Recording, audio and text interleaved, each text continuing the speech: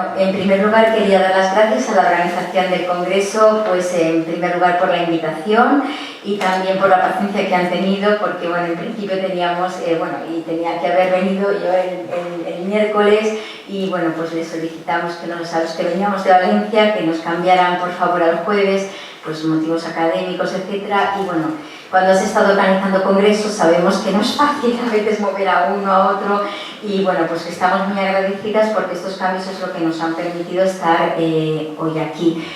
A ver, ¿dónde está la representación? Ah, el técnico, vale. ¿Se ve bien? Ah, se ve muy pequeñito, ¿no? Ahora sí, debe ser un problema de... Muy bien, no sé. Bueno, bien, el título, que se lee un poquito mejor, es La planta sagrada en su encrucijada, iconografía y simbología del fármaco vegetal. ¿Qué quería transmitir a través del título? Bueno, me ha encantado ver que la ponencia anterior terminaba con el mundo vegetal y sus significados en relación al tema que nos comentaba el ponente, porque bueno, enlazamos así con mundo vegetal también, y también en este lado del mundo va a tener una importancia grandísima, ¿no? Así que está muy bien cómo conectamos el final de la otra conferencia con esta. Entonces, el título, La planta sagrada en su encrucijada, iconografía y simbología del fármaco vegetal. Hablamos sobre todo de plantas y es una encrucijada y el término no es gratuito. Me gustaba emplear el término encrucijada porque ya en la antigüedad clásica, y vamos a hablar de la antigüedad clásica, en las ciudades griegas, a las afueras, estaban las encrucijadas. Y bueno, encrucijada, como su nombre indica, es un cruce, hay que elegir. Y bueno, el fármaco vegetal está en una encrucijada. Las plantas fueron fármacos y sirvieron para curar, pero también sirvieron para el ritual y estuvieron estrechamente relacionadas en su función medicinal, en su función en el ámbito ritual. Y por otra parte también las plantas aportaron grandes productos para las artes, como por ejemplo los tintes, las materias colorantes, que bueno, también en este congreso ha habido alguna intervención como la de la doctora Julia Martínez, que hablaba después del color en las indumentarias, su simbología, y todo eso tiene que ver indudablemente pues ya desde el origen del color, ¿no? Entonces la planta cura, la planta sirve para el ritual, la planta además nos da color y es una encrucijada, y una encrucijada que además está, entre todos estos elementos hay una grandísima relación. Bien, todo este tema surge a raíz de un proyecto que se está dirigiendo desde nuestro departamento, el Departamento de Historia del Arte de la Universidad de Valencia, en torno a una antica speziería en Roma, la de Santa María de la Scala. Es una farmacia, más que farmacia, speziería, tiene que ver más con las especias y eso es algo maravilloso. Esta antigua speziería surge a finales del siglo XVII en la Roma papal, en la Roma barroca de ese final del siglo XVII, vinculada a España. Es una speziería conventual y concretamente pertenece a un convento de la Orden de los Carmelitas Descalzos. La Orden de los Carmelitas Descalzos tiene un origen hispano y eso pues obviamente nos conecta, ¿no? España con Italia. Esta es una representación antigua de Batista Falda, donde podemos ver lo que es la speziería. Surge ligada al convento, como digo, es conventual. Esta es la fachada de Santa María de la Scala, la chiesa, la iglesia vinculada al convento, y por aquí se entraba a la speziería, justamente como ocurre hoy en día. La verdad que es una plaza muy pequeña y poder hacer una fotografía con perspectiva es difícil, pero bueno, esta es la fachada de la chiesa de la iglesia de Santa María de la Scala, vinculada al convento, y por esta puertecita de lateral, igual que veíamos antes, accederíamos a la speziería.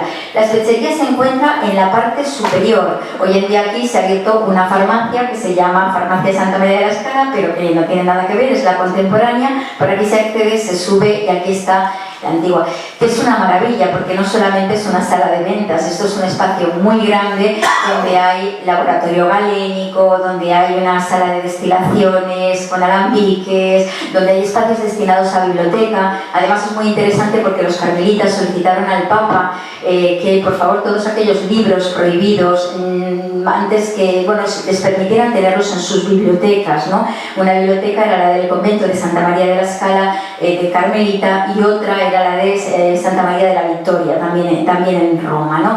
Entonces, pues libros como Galileo Galilei, etcétera, los encontramos aquí. una grandísima documentación relativa a lo que hoy vamos a hablar y que también está aquí se puede investigar. Estuvo funcionando hasta bien entrada la primera mitad del siglo XX, como manifiesta esta imagen ya del interior, y esta ya pertenece a la actualidad. Vemos, esta es la sala de ventas. Una vez has subido, es lo primero con lo que te encuentras, y vemos este armario central, que es el que nos va a hacer, es el más interesante, y luego hay muchas más vitrinas.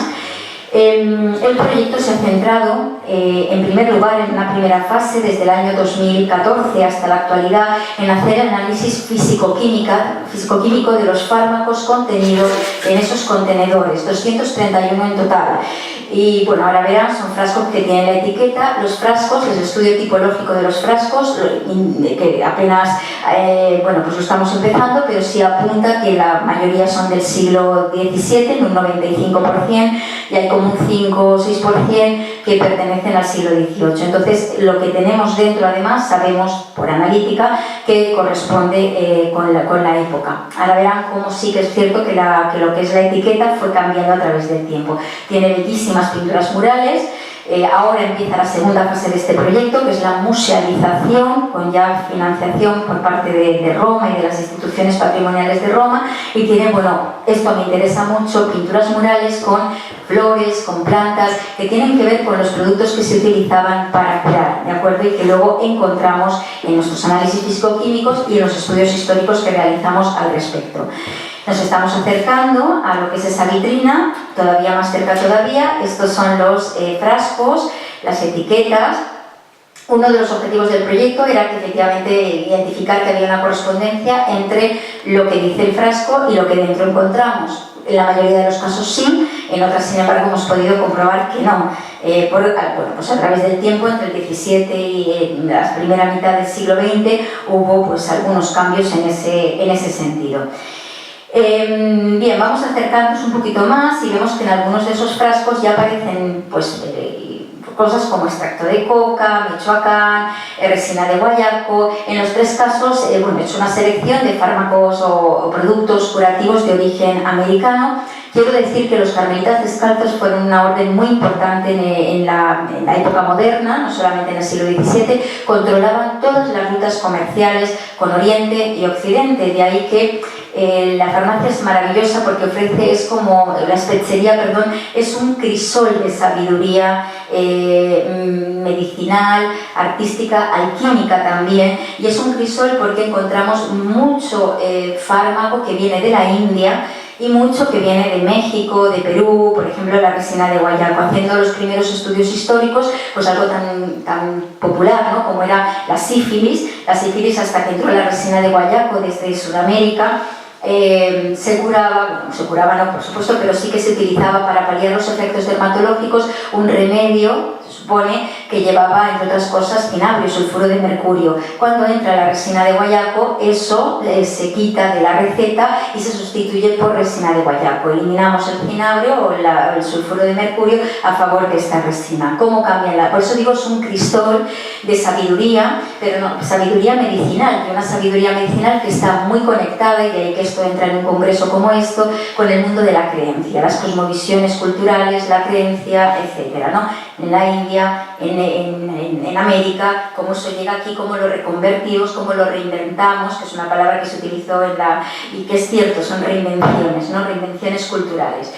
Bien, y es que yo ponía aquí esta imagen porque esto efectivamente viene de América, y en América pues hay dioses pues como este, ¿no?, en el centro de México, que es Xochipilli, príncipe de las flores, rodeado de flores, de plantas, el tabaco, etcétera, que tienen pues efectos psicotrópicos, curativos, vinculados al ritual, etcétera, ¿no? Y que van a llegar y se van a incorporar a lo que nosotros venimos arrastrando desde el Mediterráneo antiguo y más allá, y se va a tener esto que unir. Vamos a ver algunos ejemplos en el día de hoy. Pero quería poner algo tan interesante. Solemos relacionar a México con los hongos, y bueno, claro que sí, pero nosotros también tenemos representaciones poco conocidas, pero tan interesantes, como por ejemplo esta, que viene de una pequeña iglesia en Francia, a finales del siglo XIII, donde lo que estamos viendo es una pintura mural es una representación de Adán y Eva en el momento de cometer el pecado original, pero el árbol ha cambiado un poco. El árbol no es el árbol que tenemos todos en mente, sino que son hongos. Entonces, bueno, también un poco por decir, pues antes del contacto, en nuestra cultura, por supuesto, fueron también muy importantes desde un punto de vista psicotrópico, ligados a la colación, ligados al ritual, y bueno, luego no es tan difícil, por lo tanto, asumir lo que viene, reinventándolo, pero tenemos también nuestra propia trayectoria en ese sentido. Y en las fuentes escritas también la encontramos. Esto es una pequeñísima relación pues, de plantas que sirven para curar, que sirven para el ritual, que sirven para las artes y que en los textos sagrados de nuestra cultura occidental, es como el Antiguo Testamento, aparecen totalmente nombrados, ¿no? La absenta, o sea, la famosa hada verde, ¿no? De los artistas, del simbolismo francés, de esos paraísos artificiales de Baudelaire, ¿no? La absenta en el Deuteronomio, la acacia en el Éxodo, el algodón en el libro de Esther, Edro, Comino, en fin, Salmo, Isaías, el Cantar de los Cantares para la flor de lis, la granada, que está relacionada por la cuestión de la fecundidad con una que hablaremos un poquito más en detalle hoy, que es la Papaver somniferum, la dormidera, la mandrágora, etcétera, etcétera, ¿no? Hay como una relación en las fuentes escritas y en las fuentes visuales sobre estas plantas sagradas, en una encrucijada muy clara entre el ritual, entre la curación y entre el arte, y los tres son territorios sagrados, eso, el territorio del arte, de la religión, en fin, lo vamos a ir viendo. Esto venía por lo que nos estábamos encontrando, algunos otros espacios, y este espacio es muy interesante porque lo que realmente tenemos en la vitrina de Santa María de la Scala son los fármacos compuestos. Es decir, están los fármacos simples y los fármacos compuestos. Desde la tradición muy antigua se llaman así. Los simples es los que no están procesados, son casi materias en bruto, y lo que tenemos estos son compuestos, estos son ya fármacos procesados, se han cogido diferentes en bruto, se han sintetizado, se han hecho mezclas. Pero también en Santa María de la Scala tenemos en otra zona, que no es justamente la de la sala de ventas, tenemos este armario con la representación pues, de los grandes historiadores, médicos de las tradiciones oriental y occidental, historiadores también, Dioscórides, Hipócrates, en fin, muchos sabios del Islam, médicos importantes, y cuando abrimos este armario que nos encontramos pues unas cajas de madera preciosísimas donde se guardan los simples. En estas cajas de madera se guardaban los simples que luego se procesaban y tenemos los compuestos. La mayoría son vegetales, es decir, raíces, ¿de acuerdo? Flores, el tabaco que viene de América, bueno, flores, semillas, raíz de picacoana también viene de América, está más de Sudamérica. Y bueno, otras, es decir, todo un mundo vegetal que está, como decimos, en esa encrucijada. Por supuesto, herbarios, hay varios herbarios que todavía no se ha iniciado el estudio de esos herbarios, que formará parte también de esta segunda fase. Y bueno, ahora vamos a ver algunos resultados, muy brevemente, porque lo que me interesa es conectarlo más con mitología en este breve espacio, pero sí decir que después de 3 años y un poquito, pues ya tenemos los primeros, bueno, son ya casi como el 70% de los resultados físico-químicos de los fármacos que tenemos en esos 231 frasquitos, ¿no? Quiero decir que bueno, todo esto ha sido posible por una gran colaboración entre diferentes laboratorios europeos, se dirige desde la Universidad de Valencia, pero trabajamos laboratorios de instituciones pues, que son de Suiza, Francia, Italia, por supuesto, y también nosotros, ¿no? Desde Valencia se está realizando microscopía óptica, microscopía electrónica de barrido. Bueno, veis que las técnicas son diferentes, no vamos a detenernos en eso, pero sí veis que he señalado algunas en rojo, que son justamente las que para el fármaco vegetal necesitamos. Son las técnicas que nos permiten conocer los componentes orgánicos de naturaleza vegetal o animal, pero en este caso ya digo vegetal. La espectroscopía Raman, que está repartida entre Módena, Reggio Emilia y nosotros, y muy importante la cromatografía de gases, espectrometría de masas y la cromatografía de líquidos de alta resolución, con la que apenas empezamos a trabajar este verano en Venecia, ¿no? Y continuamos trabajando. Bien, esto más o menos es ese 70% de resultados que tenemos. Sabemos que ahí existen fármacos que son formulaciones complejas que tenemos que desentrañar todavía, dan su nombre. Hay un grupo muy importante de fármacos a base de mercurio, de sulfuro de mercurio, mercurio tal cual, antimonio, donde el plomo es un componente fundamental, hierro, pues la hematita, por ejemplo, que desde papiros egipcios, etc., pues la hematita está presente. Hay mucho compuesto orgánico, sales, muchísimas, ya lo ven, y gemas. Bien, quitando el grupo de las gemas, el compuesto orgánico que viene de las plantas lo encontramos absolutamente en todos. Es decir, el fármaco vegetal se empleó para mezclarlo con compuestos de hierro, compuestos de antimonio, compuestos de mercurio y por supuesto formulaciones de complejas donde además encontramos muchas más cosas, ¿no? Y algunas de ellas todavía en proceso de estudio. Bien, algunos resultados en los que simplemente para que vean un poco el porcentaje a veces. Bien, esto lo pongo porque no pertenece a los vegetales, pero la conferencia también se podría haber llamado el fármaco mineral y su encrucijada, ¿no? Aquí uno de los fármacos que tenemos en Santa María de la Scala es la terra de lemnos. Y la terra de lemnos es maravillosa porque nos conecta ya con lo que serían los templos, Diana. Es decir, esta terra de lemnos, si uno coge Dioscórides, y no solamente están Dioscórides, se nos narra que la procesaban las sacerdotisas que estaban en el templo de Diana en la isla de Lemnos, y que además para procesarla tenían que recoger el material en bruto de la cantera que estaba allí mismo en Lemnos en una época concreta del año, y en una época concreta del año, porque así lo marcaba el rito, debían de manufacturarla. Se cogía en una época, se manufacturaba en una época y se manufacturaba de manera que se generaban una especie de panes que llevaban además el sello del templo y que servían para tres fines, nos dicen las fuentes escritas. Servían para curar, servían para el rito, para el ritual, determinados rituales, y servían finalmente también para pintar, para las artes. Por lo tanto, también en una misma encrucijada la terra de lemnos. Como ocurre con los fármacos más vinculados al mercurio, ¿no? Este cinabrio antimonio, bueno, la terra de lemnos tiene compuesto orgánico. El cinabrio antimonio tiene compuesto orgánico, no solamente tiene el sulfuro de mercurio, el plomo, sino que además procede con elemento orgánico que estamos en proceso de identificar. Un componente que está ligado, o sea, es decir, a nivel mineral, todos los que tienen que ver con mercurio están ligados a Hermes como deidad o a Venus en el caso del cobre, ¿no? En este caso tenemos esta piedra divina que siempre decíamos al principio cuando empezábamos a analizar qué será, qué curiosidad la piedra divina, y además la priorizábamos. Y luego es cobre, es malaquita con más cosas, pero no deja de ser un carbonato básico de cobre, pero el cobre está vinculado a Venus, ¿no? Es decir, un estudio, por ejemplo, de los papiros mágicos griegos, entre otras fuentes, nos dicen que, bueno, entre los conjuros que tienen que ver con el amor, el cobre es importante porque tiene que ver con Venus. Y también orgánico vegetal. Bien. Pero vamos a centrarnos en los compuestos orgánicos. Bueno, las cromatografías que son complicadísimas, simplemente esto me da pie para ahora ya la parte que tiene que ver más con historia, con mitología.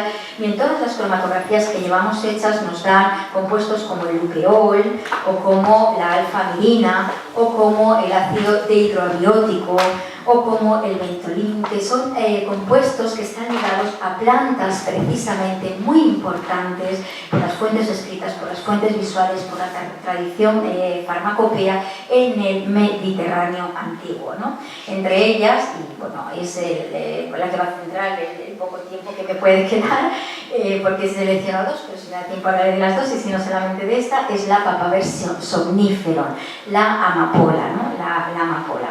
Bueno, este es un relieve del templo de Asclepio en Epidauro, Epidauro, aproximadamente del 350 a.C. Nos dicen las fuentes que, bueno, aquellos que llegaban a este templo eran inducidos a la incubatio, y la incubatio no era otra cosa que un sueño templario, bueno, inducido a través de la papave, como una especie de anestesia, ¿no? Y ahí tenían que quedar pues, durante un día antes de todo el siguiente proceso.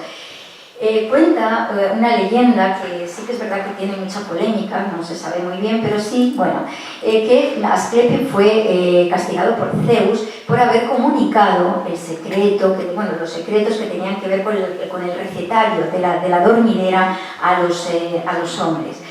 Una planta que es muy importante en las culturas grecorromanas, pero que no es originaria de aquí. De hecho, se le considera que el descubridor es Hermes, el dios Hermes, quizá porque Hermes también es viajero, viene, y esto nos llega desde el Asia Menor, que el origen es Asia Menor.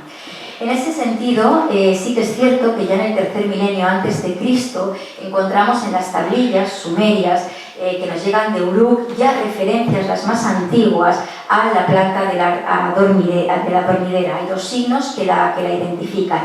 En un mundo sumerio que ya tiene una divinidad como es Ninkasi, la diosa sumeria de los brebajes, y cuando existen brebajes existen plantas, los brebajes tienen que ver con la planta y no con lo mineral, y bueno, con las preparaciones mágico-curativas, a caballo entre la religión, a caballo entre tantas cosas de esa encrucijada.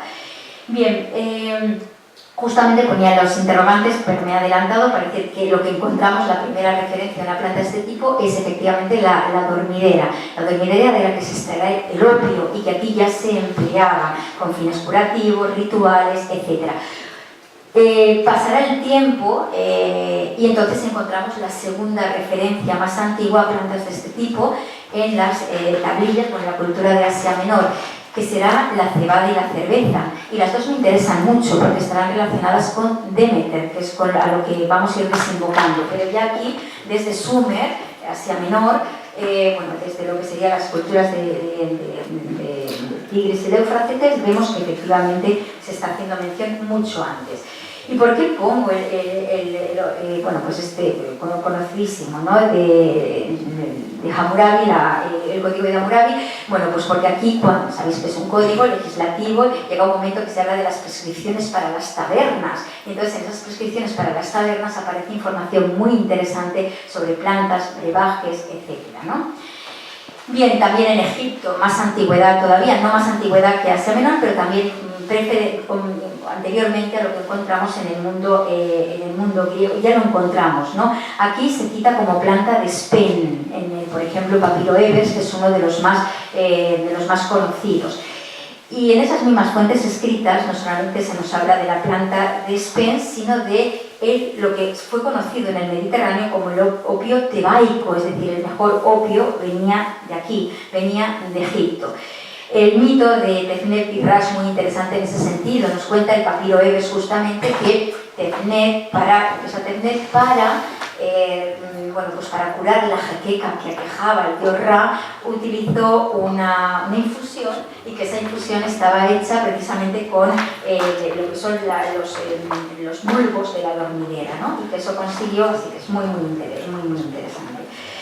Bien, como vamos a entrar al mundo griego y con todos estos elementos, quería pues citar a Teofrastro y su historia de las plantas, que es una fuente fundamental, esta de Teofrastro, porque ya nos habla de un poco ese equilibrio, ¿no? Que tiene que ver también con la encrucijada. Estas plantas curan pero pueden matar. Estas plantas te pueden salvar la vida, pero te la pueden quitar. La proporción es importante, la constitución de cada uno también lo es, cómo responde tu organismo y la importancia que tiene el hecho de que, bueno, hay que utilizarlo con mesura, porque si no el organismo se acostumbra y al final esto no cura, es decir, te vuelves un poco, esto ya se teoriza desde Teofrastro. Es muy interesante porque estas plantas que están en la encrucijada y que nos sirven para el rito, nos envuelven, ¿no? Con aromas que efectivamente nos conducen al trance.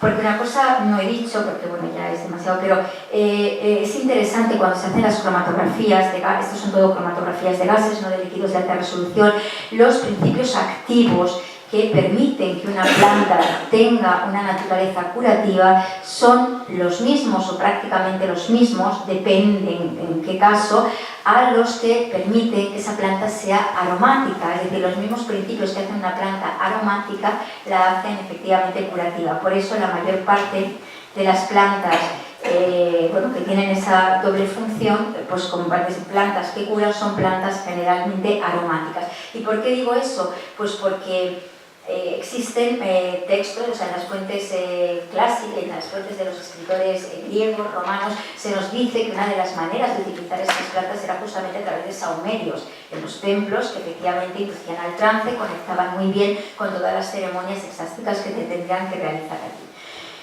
Plantas aromáticas, plantas que curan, plantas que la palabra perfume viene del latín perfumum, a través del humo, y ese a través del humo aromatiza, conecta, cura, trance, etc., ¿no? Es decir, bien, vale, pues solamente un pequeño recorrido para decir que, bueno, tampoco en Grecia, esto viene de la Grecia clásica, sino que mucho antes, es decir, encontramos representaciones de las tablillas en las que aparecen las tablillas sumerias en las que aparecen las primeras referencias son anteriores a estas representaciones minoicas, pero sí que es cierto que dentro de la cultura minoica más media o tardía encontramos representaciones como esta diosa que tienen que ver con la fecundidad y que, fijémonos, el cabello, el tocado, son bulbos de adormidera, son bulbos de adormidera, de Papaver somniferum, que ya el nombre botánico pues ya lo dice todo, ¿no? Somniferum te lleva al sueño, te lleva a ese trance. Es una planta que se utilizó para el trance, justamente en los misterios más importantes, en las celebraciones mistéricas más importantes de la antigüedad clásica, los misterios de Eleusis, los misterios báquicos, los misterios órficos, entre otros, pero estos tres son nucleares en el mundo griego, romano. Posteriormente se utiliza la Papaver somniferum precisamente para garantizar esos trances de carácter sagrado. Aquí tenemos las dos diosas de Eleusis, que son Demeter y Perséfone, ¿no? Pero me quería centrar en la figura de Demeter. Ella aparece, fijémonos, en la iconografía, aparece con los bulbos de la adormidera y aparece también con las espigas. Por lo tanto, esa asociación entre la adormidera y la cebada, la cerveza, que ya también desde Sumer se está produciendo, ¿no? Demeter es una diosa que habla de la fecundidad y quise en ese sentido poner esta referencia. Ya Linneo calculó que una sola cabeza de adormidera contenía 30.000 semillas y que germinando la de una sola planta bastaría con las nuevas para germinar toda la tierra y tapizar con sus pétalos la superficie no cubierta por las aguas.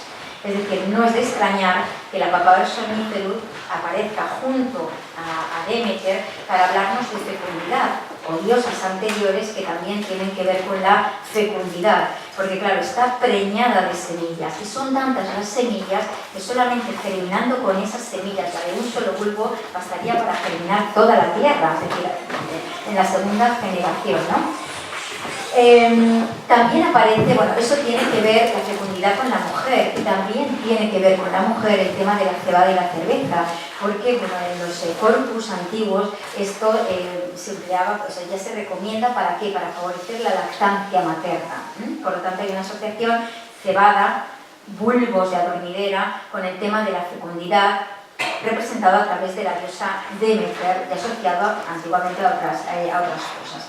Incluso el tratado, el Corpus Hipocrático, habla de la enfermedad de las mujeres y lo interesante que es utilizar la dormidera. La enfermedad de las mujeres era la histeria, ¿de acuerdo? Y lo interesante que es la dormidera, obviamente, ¿no? Te tranquiliza, te lleva a ese sueño, ese somnífero que decíamos, ¿no? Bien, quiero decir que, por comparar, ¿no? Dentro de lo que son otras culturas, que también en el norte, es decir, en las tierras anglosajonas, el bulbo de la adormidera fue muy importante para los celtas, tal vez junto con el roble, otro de las, en este caso, plantas importantísimas. Esta es una tumba, la tumba de la sacerdotisa de Vix, pertenece a la cultura celta, y la sacerdotisa de Vix. Sabemos que los celtas la muerte no la concebían, la muerte física no es un fin, sino que es un punto y seguido a otra existencia, que cuando morimos nos quedamos dormidos, y la simbología de todo esto se acrecienta porque la sacerdotisa de Vix llevaba en el cuello el torques característico,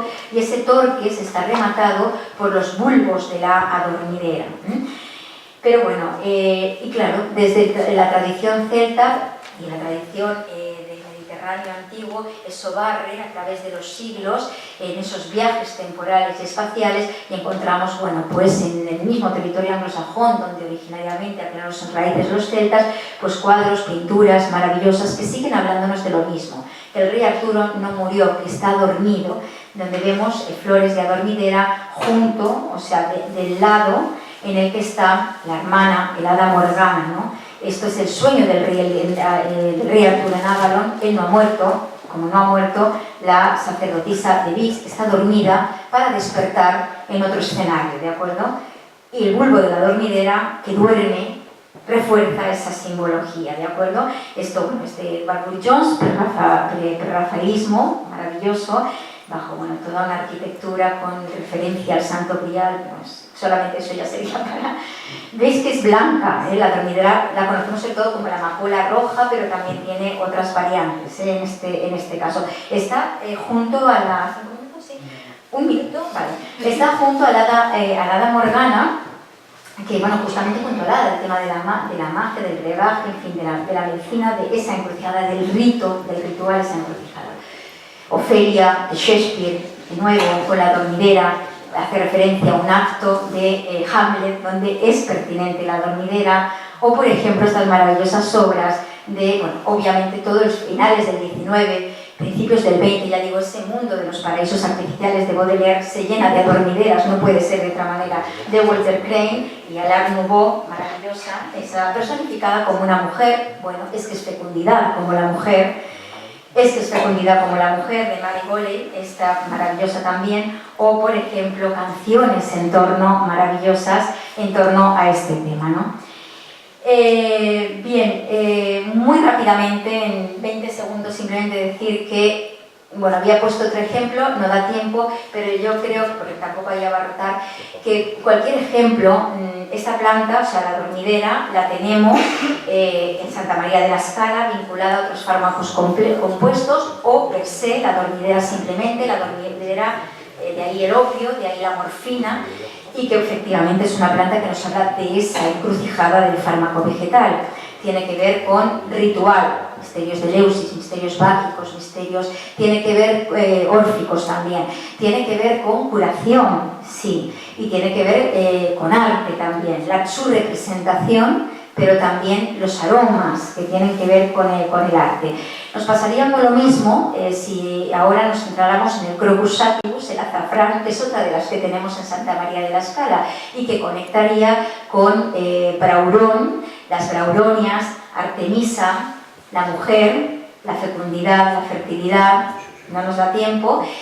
Y me interesa Artemisa, porque al igual que Heracles, es también una diosa muy liminar, igual que Dionisios, ¿no? Es decir, Heracles en otros términos, como héroe, Artemisa o Dionisio son muy liminares, y es en esos territorios de la liminaridad donde encontramos esas encrucijadas del fármaco vegetal. No en vano la liminaridad es el terreno de Hécate, de Artemisa, Hécate, la diosa de la encrucijada, es decir, todo se va relacionando.